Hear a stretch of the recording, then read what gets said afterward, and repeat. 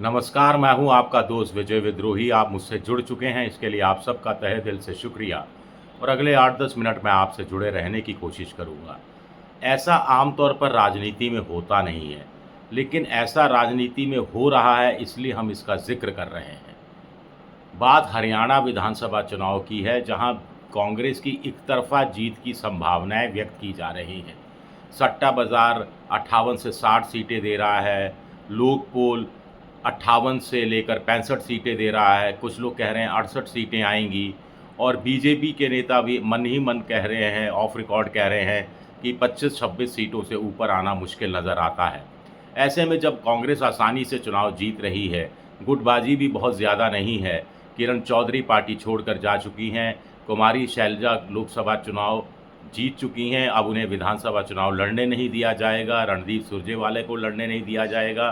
तो ऐसे में भूपेंद्र हुड्डा के आगे कोई रुकावट भी नहीं है। फिर क्यों राहुल गांधी ने पेशकश कर दी आम आदमी पार्टी से कि मिलकर चुनाव लड़ने के इच्छुक हैं, और आम आदमी पार्टी ने तो लपक लिया। आम आदमी पार्टी दावा कर रही है कि वो 90 सीटों की तैयारी है, 90 सीटों पर चुनाव लड़ेगी। लेकिन कांग्रेस भी जानती है, राहुल गांधी भी जानते हैं कि 90 कैंडिडेट जुटाने आम आदमी पार्टी के लिए मुश्किल है। संगठन भी उस तरह पर मजबूत नहीं है। ज़्यादा से ज़्यादा हुआ तो पंजाब से सटी हुई कुछ सीटों पर आम आदमी पार्टी लड़ सकती थी, और थोड़ा कहीं न कहीं ज़ोर से भी लड़ने की उसकी संभावनाएँ थी। या फिर दिल्ली से सटा हुआ गुरुग्राम हो, फरीदाबाद में हो। लेकिन गुरुग्राम, फरीदाबाद में मेवात को छोड़कर बाकी जगह बीजेपी बहुत ज़्यादा मजबूत स्थिति में है। तो वहाँ कांग्रेस की आम आदमी पार्टी की दाल गलने वाली नहीं थी। फिर क्यों राहुल गांधी ने प्रपोज़ल रख दिया? संजय सिंह ने स्वागत किया है। कुछ लोग कह रहे हैं कि आम आदमी पार्टी अब 90 सीटों पर चुनाव नहीं लड़ेगी, वो साइकोलॉजिकली मदद करेगी, कुछ इस तरह का टर्मिनोलॉजी का इस्तेमाल किया जा रहा है। लेकिन ये सब राजनीति में होता नहीं है। आम आदमी पार्टी अब वो सीटें मांगेगी, कम से कम 25 सीटों से शुरुआत करेगी, और कम से कम किया तो 10 सीटों पर तो वो ज़रूर लड़ना चाहेगी। सूत्र कह रहे हैं कि 15 से 20 सीटें आम आदमी पार्टी लड़ना चाहेगी। तो कांग्रेस जहां पर 90 सीटों के लिए 2500 से ज़्यादा लोगों ने पर्चा भरा है, जहां पर बहुत उम्मीदवार हैं, 10 साल से कांग्रेस सत्ता में नहीं है। कांग्रेस के जो पूर्व विधायक, पूर्व मंत्री, कांग्रेस के कार्यकर्ता सब सत्ता में आने के लिए तरस रहे हैं। तो ऐसे में 10 सीट छोड़ना भी आम आदमी पार्टी के लिए, कांग्रेस के लिए मुश्किल हो जाएगा। तो फिर क्यों राहुल गांधी ने ये बात कही और अपनी तरफ से ये प्रस्ताव रख दिया? क्या Rahul Gandhi India political front को मजबूत बनाना चाहते हैं? क्या राहुल गांधी को लगता है कि कहीं ऐसा ना हो कि जैसे मायावती, अभय चौटाला, दुष्यंत चौटाला, चंद्रशेखर रावण छोटे छोटे वोट कटवा साबित हो सकते हैं, हो भी रहे हैं, कुछ लोग कह रहे हैं। ऐसे ही आम आदमी पार्टी भी वोट कटवा साबित हो गई तो कांग्रेस की 8, 10, 12 सीटें क्या खतरे में पड़ सकती हैं? और बाकी गुटबाजी, खेमेबाजी ने कमाल दिखाया, तो क्या कांग्रेस जीत के मुंह से हार चुरा कर ला सकती है? और इससे बचाव के लिए राहुल गांधी ने आम आदमी पार्टी, अरविंद केजरीवाल से समझौता करना पसंद किया है। समझौता होगा नहीं होगा कहा नहीं जा सकता, लेकिन एक फिलर भेजा है आम आदमी पार्टी को राहुल गांधी ने। उसका मकसद ये है कि इंडिया पॉलिटिकल फ्रंट को एक रहना है, मिलकर चुनाव लड़ना है, और मिलकर एक दूसरे का साथ देना है। कुछ लोग कह रहे हैं कि राहुल गांधी को लगता है कि अगर हरियाणा में वो 10-12 सीटें आम आदमी पार्टी को देते हैं, तो बदले में दिल्ली में जब फरवरी में अगले साल चुनाव होंगे, तो वहाँ की 70 में से 8-10 सीटें आम आदमी पार्टी कांग्रेस को लड़ने के लिए दे सकती है। आज की तारीख में तो मुझे मुश्किल नज़र आता है। आम आदमी पार्टी और कांग्रेस के साथ सबसे बड़ा संकट है कि दोनों का वोट बैंक एक है।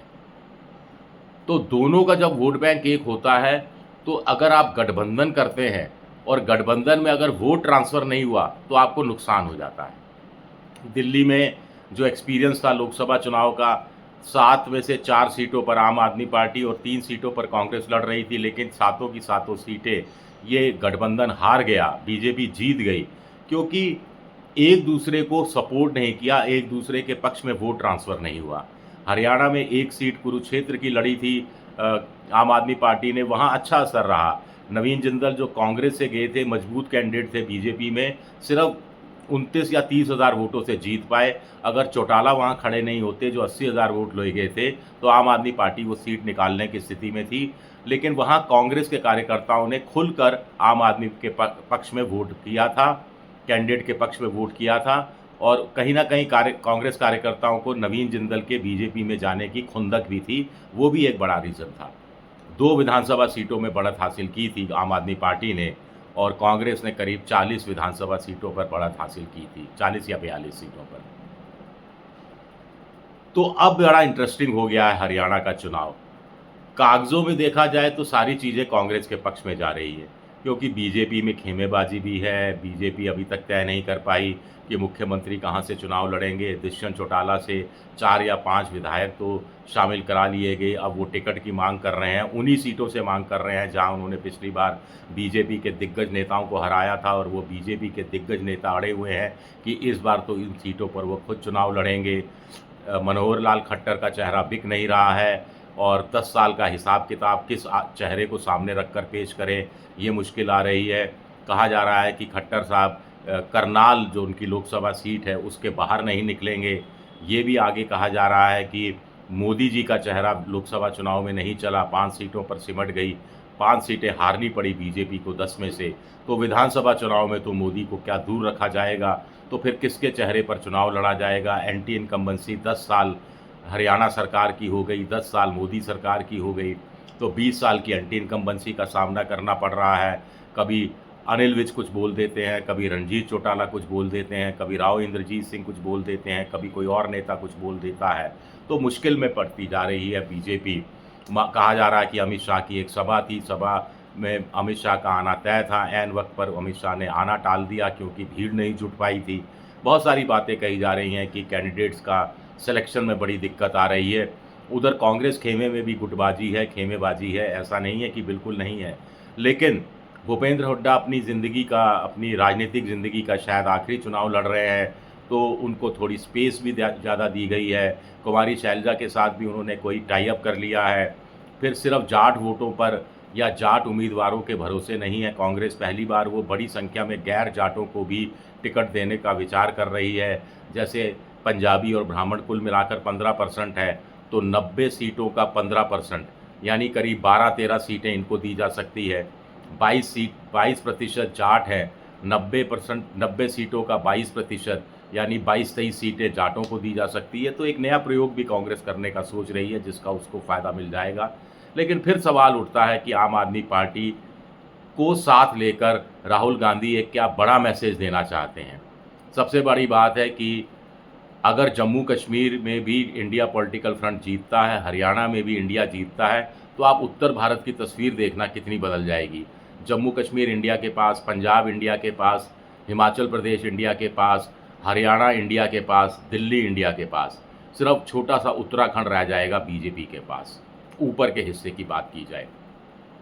और अगर राहुल गांधी ये भी जानते हैं कि जम्मू कश्मीर और हरियाणा की जीत कितनी ज़रूरी है, क्योंकि दोनों जगह अगर इंडिया पॉलिटिकल फ्रंट जीतता है तो उसका असर महाराष्ट्र के विधानसभा चुनाव और झारखंड के विधानसभा चुनाव पर भी होगा, जिससे फ़ायदा इंडिया पॉलिटिकल फ्रंट को ही होगा। यानी कांग्रेस विपक्ष की धुरी बन गई है और राहुल गांधी कांग्रेस की धुरी बन गए हैं। और राहुल गांधी के लिए ये बात कही जाती रही है कि वो अपोजिशन के नेताओं से बात नहीं करते, उनसे संपर्क नहीं साधते, संवाद नहीं बनाते। लेकिन अरविंद केजरीवाल की पार्टी को ये मैसेज भेजकर राहुल गांधी ने ये जो उनकी छवि बन गई थी उसको भी तोड़ने की कोशिश की है। लिहाजा बड़ा इम्पॉर्टेंट हो गया है, जिसका दूर असर पड़ सकता है दिल्ली के विधानसभा चुनाव तक। ये हरियाणा की कहानी आसानी से जा सकती है। शुक्रिया मेरा वीडियो देखने के लिए। पसंद आए तो लाइक कीजिए, सब्सक्राइब कीजिए, शेयर कीजिए। शुक्रिया, बहुत बहुत शुक्रिया।